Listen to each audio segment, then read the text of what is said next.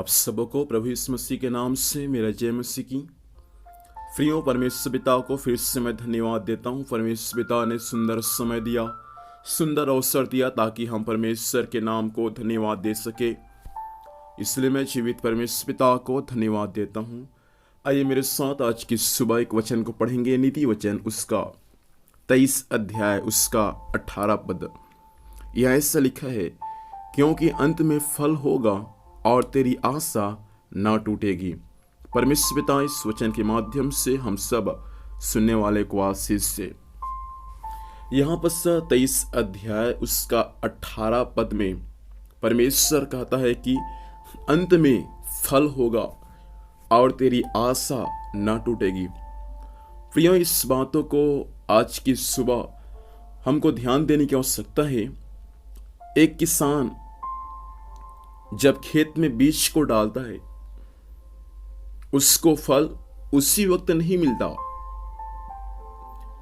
या उसको फल बीच में नहीं मिलता, लेकिन उसको फल अंत में मिलता है।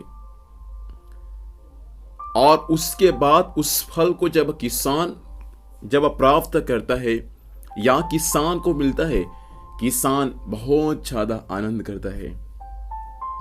इस वचन के अनुसार मैं आपसे यही कहना चाहता हूं, हम जो मेहनत करते हैं परमेश्वर के राज्य के लिए, प्रार्थना करते हैं, आंसू बहाते हैं, परमेश्वर के वचन का बीज बोते हैं और हम परमेश्वर के राज्य के लिए हाथ भी बढ़ाते हैं, हम बहुत सारा मेहनत करते हैं, लेकिन उसका फल हमको उसी वक्त नहीं मिलेगा, लेकिन उसका फल परमेश्वर के वचन के अनुसार अंत में मिलेगा।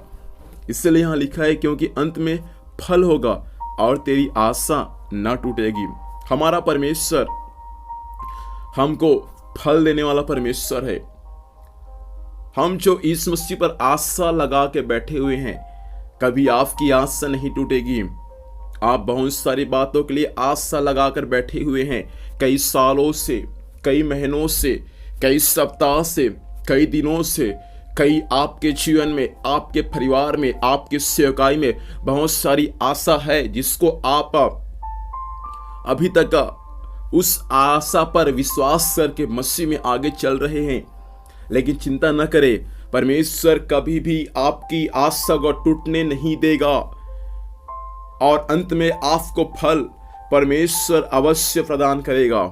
इसलिए हम हालेलुया परमेश्वर पर हर परिस्थितियों में आशा को अपने मजबूत बना के रखने वाले हो जाएं, क्योंकि परमेश्वर प्रतिफल देगा।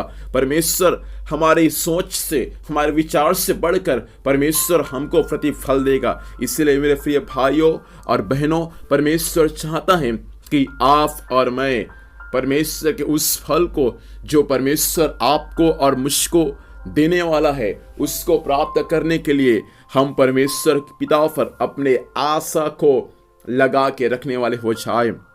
इतना दिन तक आपने आशा लगाया प्रियो, चिंता न करे, अंत का समय आ चुका है, आपके प्रतिफल प्राप्त करने का समय आ चुका है। कुछ ही दिनों के बाद, कुछ ही सप्ताह के बाद, कुछ ही महीनों के बाद, कुछ ही साल के बाद परमेश्वर आपको आपके मेहनत का फल देगा। इसलिए कुछ दिन और परमेश्वर पिता पर अपने आशा को बना के रखे। वो परमेश्वर आपके लिए, वो परमेश्वर आपके परिवार के लिए, आपके संतानों के लिए स्वर्ग से अपना अद्भुत काम को प्रकट करेगा।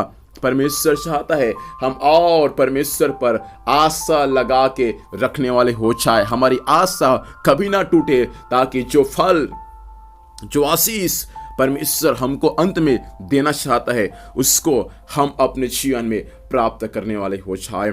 खुदावंद परमेश्वर पिता इस वचन के माध्यम से हम सबों को आशीष दे। आइए आंखों को बंद करें प्रियो, और हाथ को जोड़े और जहां भी है सिर को झुकाए और परमेश्वर से प्रार्थना करें।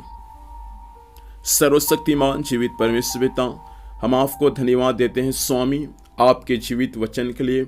वचन के अनुसार परमेश्वर आपने बातचीत किया प्रभु जी, हम आपको धन्यवाद देते हैं। इस वचन के अनुसार परमेश्वर हम सब प्रभु आप पर आशा लगा के रखने वाले हो जाए, ताकि जो फल आप हमको देना चाहते हैं उस फल को प्राप्त करके हम आपके नाम की महिमा करने पाए। आज के दिन भर संभाल, स्वर्गीय सुरक्षा दे, जहाँ भी जाएंगे जाने आने में सहायता कर। जो भी कुछ कार्य करते हैं प्रभु, हर कार्य यीशु मसीह के नाम से सफल होने पाए।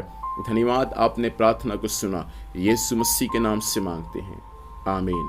प्रभु हम सबों को आशीष दे, आप सबों को जय मसीह की। Praise the Lord.